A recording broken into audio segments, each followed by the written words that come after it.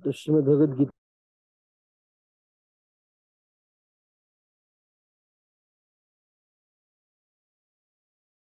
कर रहे हैं। ये श्लोक वासांसि जीर्णानि यथा विहाय नवानि गृह्णाति नरोपराणि तथा शरीराणि विहाय जीर्णानि अन्यानि संयाति नवानि देहि।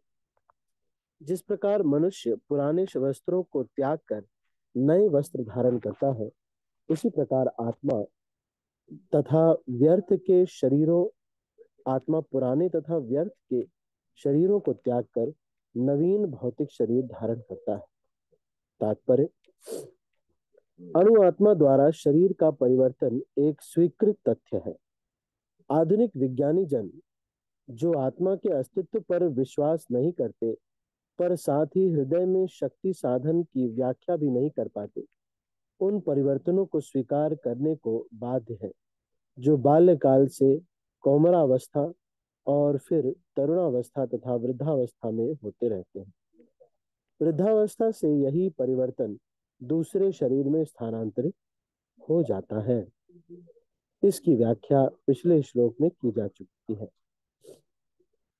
अणु आत्मा का दूसरे शरीर में स्थानांतरण परमात्मा की कृपा से संभव हो पाता है। परमात्मा अणु आत्मा की इच्छाओं की पूर्ति उसी तरह करते हैं जिस प्रकार एक मित्र दूसरे की इच्छा पूर्ति करता है। मुंडक तथा श्वेताश्वतर उपनिषदों में आत्मा तथा परमात्मा की उपमा दो मित्र पक्षियों से दी गई है जो एक ही वृक्ष पर बैठे हैं। इनमें से एक पक्षी वृक्ष को खा रहा है, वृक्ष के फल को खा रहा है, और दूसरा पक्षी अपने मित्र को देख रहा है। यद्यपि दोनों पक्षी समान गुण वाले हैं, किंतु इनमें से एक भौतिक वृक्ष के फलों पर मोहित है, किंतु दूसरा अपने मित्र के कार्यकलापों का साक्षी मात्र है। कृष्ण साक्षी पक्षी है और अर्जुन फल भोक्ता पक्षी। यद्यपि दोनों मित्र हैं, किंतु फिर भी एक स्वामी है और दूसरा सेवक है। अणु आत्मा द्वारा इस संबंध की विस्मृति ही उसके एक वृक्ष से दूसरे पर जाने या एक शरीर से दूसरे में जाने का कारण है। जीवात्मा प्राकृत शरीर रूपी वृक्ष पर अत्यधिक संघर्षशील है, किंतु जो ही वह दूसरे पक्षी को परम गुरु के रूप में स्वीकार करता है, जिस प्रकार अर्जुन कृष्ण का उपदेश ग्रहण करने के लिए स्वेच्छा से उनकी शरण में जाता है, त्यों ही परतंत्र पक्षी तुरंत सारे शोकों से विमुक्त हो जाता है। मुंडक उपनिषद 3:1-2 तथा श्वेताश्वतर उपनिषद 4:7 समान रूप से इसकी पुष्टि करते हैं। समाने वृक्षे पुरुषो निमग्नो निशया शोचति मुह्यमानः जुष्टं यदा पश्यन्त्यमीशमस्य महिमानमिति वीतशोकः। यद्यपि दोनों पक्षी एक ही वृक्ष पर बैठे हुए हैं, किंतु फल खाने वाला पक्षी वृक्ष के फल के भोक्ता रूप में चिंता तथा विषाद में मग्न है। यदि किसी तरह वह अपने मित्र भगवान की ओर उन्मुख होता है और उनकी महिमा को जान लेता है, तो वह कष्ट भोगने वाले पक्षी तुरंत समस्त चिंताओं से मुक्त हो जाता है।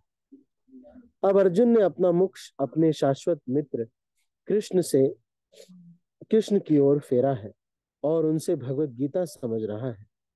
इस प्रकार वह कृष्ण के से श्रवण करके भगवान की परम महिमा को समझकर शोक से मुक्त हो सकता है। यहाँ भगवान ने अर्जुन को उपदेश दिया है कि वह अपने पितामह तथा गुरु के देहांतरण पर शोक न करे, अपितु उसे इस धर्म युद्ध में उनके शरीरों का वध करने में प्रसन्न होना चाहिए, जिससे वे सब विभिन्न शारीरिक कर्म फलों से तुरंत मुक्त हो जाए। बलि वेदी पर या धर्म युद्ध में प्राणों को अर्पित करने वाला व्यक्ति तुरंत शारीरिक पापों से मुक्त हो जाता है और उच्च लोकों को प्राप्त होता है। अतः अर्जुन का शोक करना युक्ति संगत नहीं है। तो श्रील प्रभुपाद इस शरीर की संरचना पर यहाँ पर आ, कह रहे हैं, सबसे पहले कह रहे हैं कि ये परिवर्तन है, कुमारावस्था, बाल्यावस्था, तरुणावस्था, इस प्रकार का परिवर्तन इस शरीर में होता है। तो आप देखेंगे कि ये जो यंग एज है, ये कुछ ही समय तक होती है। उसमें व्यक्ति की बहुत सारी इच्छाओं की पूर्ति करना होता है, बहुत सारे कार्य करने होते हैं, कितने सारे प्लान बनाता है। फिर वृद्धावस्था आती है और मृत्यु एक दिन आकर के सब कुछ हर लेती है। लेकिन व्यक्ति सारे प्लान फिर भी बनाता रहता है, सोचता है कि एक दिन होगा जब मैं सुखी हो जाऊंगा। और इस पूरे प्रकरण में वो कभी भी भगवान का शुद्ध भजन नहीं करता। सब कुछ करता है, पता नहीं क्यों, सारी चीजों से जीवात्मा को।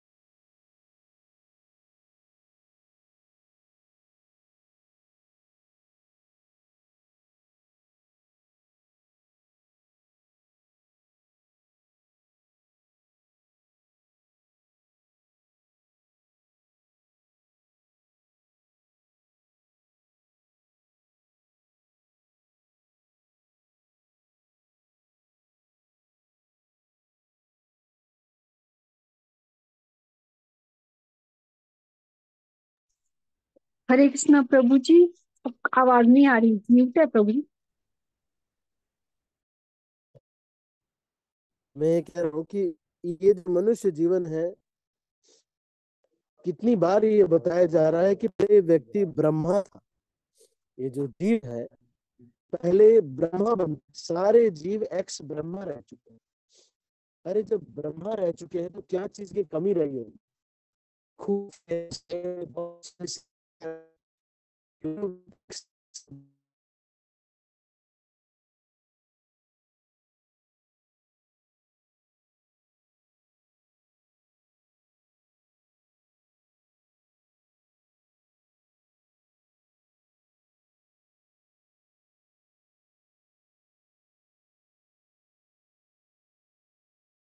लेकिन हम समझ नहीं पाते।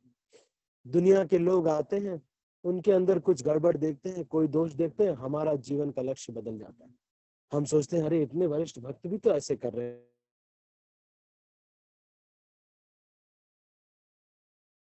देख देख करके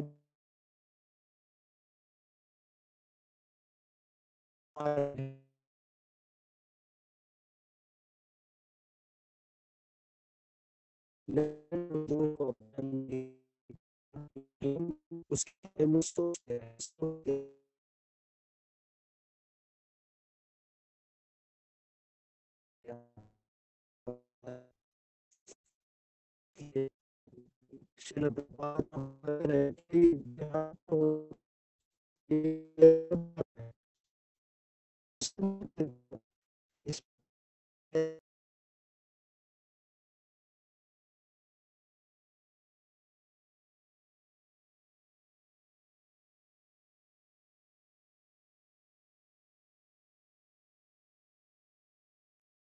हरे कृष्णा प्रभु जी, आपकी आवाज नहीं आ रही प्रभु जी।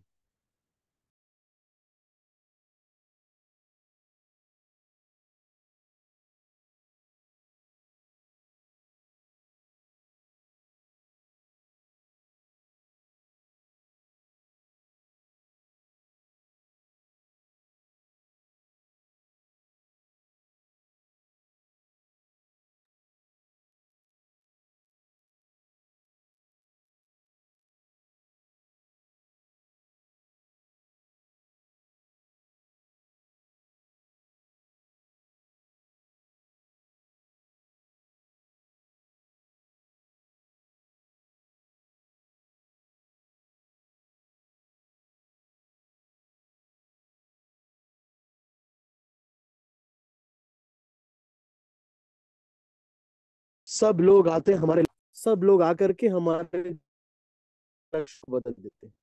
एक वैष्णव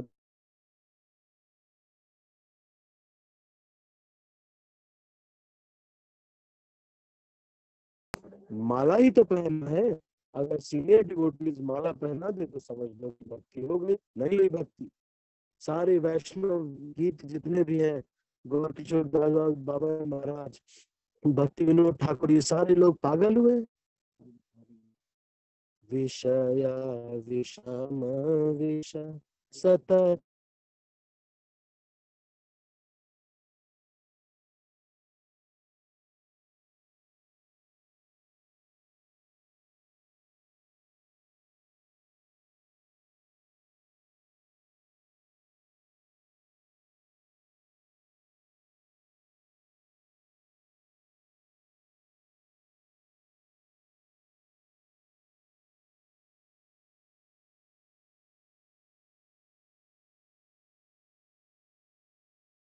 लोग, उन्हीं को सब अपना मान लेते हैं और वैष्णव की सेवा करने में नहीं, ज्यादा रुचि नहीं।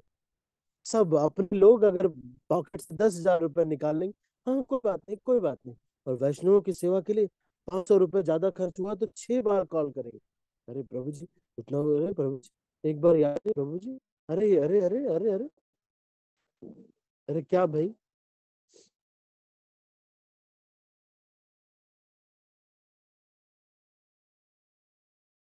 है जिसका 10,000 रुपए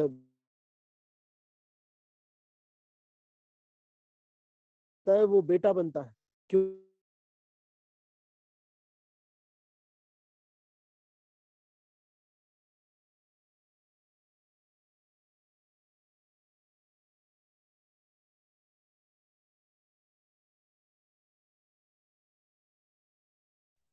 प्रॉपर श्लोक है फिर भी नहीं समझते। सबको अपना समझ के, वैष्णवों को बस अपना नहीं समझते।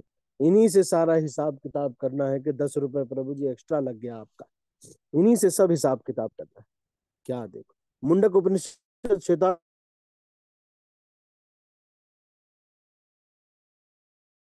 ये भगवान अपना खुद वीडियो रिकॉर्डिंग करने के लिए बैठे हुए हृदय में, जो रजाई में घुस जाते हैं और अपने को सुखी अनुभव करते हैं। सबसे सुखी जीवन यही है कि भाई स्मार्टफोन के साथ रजाई में रहा जाए। हम्म, अरे ये सबसे सुखी जीवन नहीं, परमात्मा तो सारा देख रहा है। सारा परमात्मा सारा रिकॉर्ड कर रहे हैं और ये सारे चीज का हिसाब किताब होगा, एक एक चीज का, लेकिन फिर भी व्यक्ति समझ नहीं पाता है। तो इसलिए अभी हमारा समय समाप्त हो गया, तो हम इसको अभी यहीं पर क्लोज करते हैं। आज थोड़ा नेटवर्क यहाँ पे कम है, और इस बात को समाने वृक्षे पुरुषो निमग्नो नी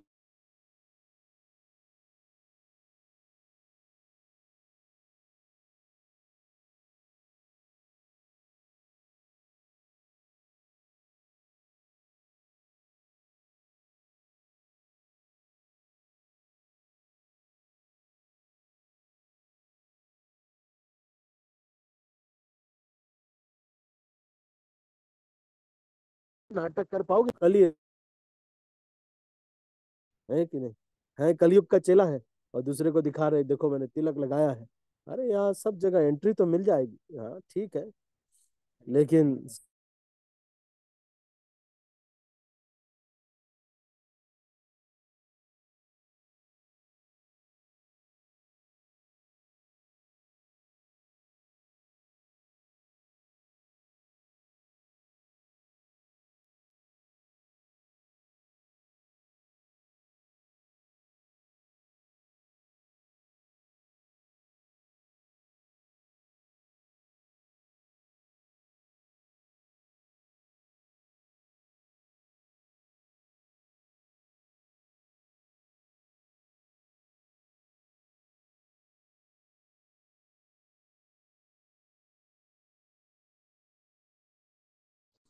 हम्म, तो चैतन्य महाप्रभु 4 लोगों को नहीं ले जाते। वैरागी होकर के नारी आसक्त जो व्यक्ति है उसको भगवत धाम नहीं ले जाएंगे भगवान। जो कपट करता है उसको भी भगवान नहीं ले जाएंगे। और एक जो वैष्णवों की निंदा करने वाला व्यक्ति है, वो भी चैतन्य महाप्रभु कहते हैं जो वैष्णव की निंदा करता है वो व्यक्ति को कोई भी चाह करके भगवत धाम नहीं ले जा सकता। और अगर कोई व्यक्ति 4 नियम का पालन करता है, 16 माला का जप करता है, 4 नियम का पालन करता है जो नियम है, और वैष्णवों की निंदा नहीं करता, हरि नाम का जप करता है, चैतन्य महाप्रभु ने बोला, और वैष्णवों की निंदा नहीं करता, ऐसे व्यक्ति को मैं खुद भगवत धाम ले जाऊंगा। इसका मतलब यह है कि वैष्णवों के अंदर दोष दिखेंगे, वो तो करते ही ऐसे हैं, कई सारे वैष्णव ऐसे हैं, उनका स्टाइल ही अलग है। एक बार माधव प्रभु है हमारे, बहुत बड़े कीर्तनिया है, मैंने देखा उनके पूरे शरीर में टैटू। मैं सोचा, ये मेरे मन में आया कि क्या, अरे फिर मैंने कहा चलो अच्छा अच्छे कीर्तनिया है तो उनके साथ फोटो लेते। तो मैं फोटो लेने गया तो प्रभु जी बोलते हैं, प्रभु जी मैं आपके साथ फोटो लेने के लिए क्वालिफाइड नहीं हूँ, आप ब्रह्मचारी हैं, मैं गृहस्थ हूँ, आपके साथ फोटो लेने के लिए मैं योग्य नहीं हूँ। सोच रहे हैं इनकी चेतना ये है, और हम सोच रहे हैं कि प्रभु जी टैटू लगा रहे हैं। तो इस बात को समझो, कौन सा वैष्णव किस चेतना में है हमको नहीं मालूम, इस टेंशन में लगे हुए हैं सबका उद्धार करने के लिए, सबको सुधारने के लिए, अपने को सुधार नहीं रहे। तो भक्तों ये बात भगवान सारा रिकॉर्ड करते हैं, ये बहुत बड़ा रिकॉर्डिंग भगवान सारा हृदय में रखते हैं, रजाई से ये नहीं ढकेगा। तो कृष्ण इसीलिए इंतजार कर रहे हैं कि कब मेरा भक्त मेरा निष्कपट भजन करेगा, एक दिन बिल्कुल शुद्ध भजन करेगा, सारे वैष्णवों से छोटा हो जाएगा, सबसे विनम्रता से बात करेगा, ये नहीं कहेगा कि मैं तो ऐसा हूं ही, नहीं नहीं, अपने को बदलने का प्रयास करेगा, हमेशा ये कहेगा कि शायद मेरी ही गलती है, हाँ मैं ही गलत था, और सारे वैष्णवों का दास बनने का प्रयास करेगा।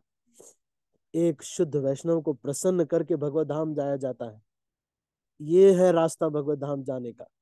कोई मेकअप करके लिपस्टिक लगा करके भगवत धाम नहीं जाता है, ना ही कोई अपने को ड्रेस करके भगवान इस लैक्मे से प्रसन्न नहीं होते। कितने लोगों को चीटिंग करेंगे, ये दुनिया के लोग सारे सारे 10 करोड़ भी अगर मिलियन सब्सक्राइबर्स हमारे हो जाएं तो भी भगवान भगवत धाम नहीं ले जाएंगे। लेकिन किसी एक शुद्ध वैष्णव का शुद्ध दास, बिना चीटिंग वाला जेन्युइन दास बन जाएंगे तो भगवत धाम चले जाएंगे। तो इसीलिए ये कह रहे हैं ये चांस नहीं गंवाना है, कपड़ा बदलता रहता है, इस बार मेरा है, बड़े भाग मानुष तन पावा, सुर दुर्लभ यह देह बनावा। अरे ये बहुत दुर्लभ देह है, इस देह को दूसरा चांस नहीं देना, अब इसके बाद ये नहीं मिलेगा। इसी जन्म में भगवत धाम जाना, चांस फिर से नहीं देना चाहिए। ठीक है, तो हम अभी इसको यहीं पर समाप्त करते हैं। आप सभी भक्तों का बहुत बहुत धन्यवाद। हरे कृष्णा। मैं जानता हूँ नेटवर्क थोड़ा नहीं चल रहा है, प्रयास करेंगे इसको ठीक करने का। ठीक है, किसी भक्त का कोई प्रश्न है, एनी क्वेश्चंस और कमेंट्स?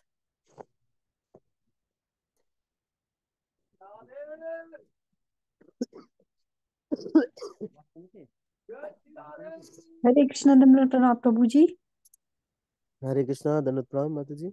यस माता जी बोलिए। प्रभु जी, हाँ हम भी ना कुंभ आने का वो सोचे थे अगले 7-8 तारीख को ना प्रभु जी, ठीक है वहाँ सिचुएशन कैसे है प्रभु जी? हाँ हाँ, आ सकते हैं, ठीक। प्रभु जी क्योंकि वहाँ सब बुजुर्ग आएंगे ना, मेरे सास ससुर ने मतलब कि ना हाँ हाँ, ठीक है बोल रहे आप। थे, बोला तो काफी पैदल चलना पड़ता है। हाँ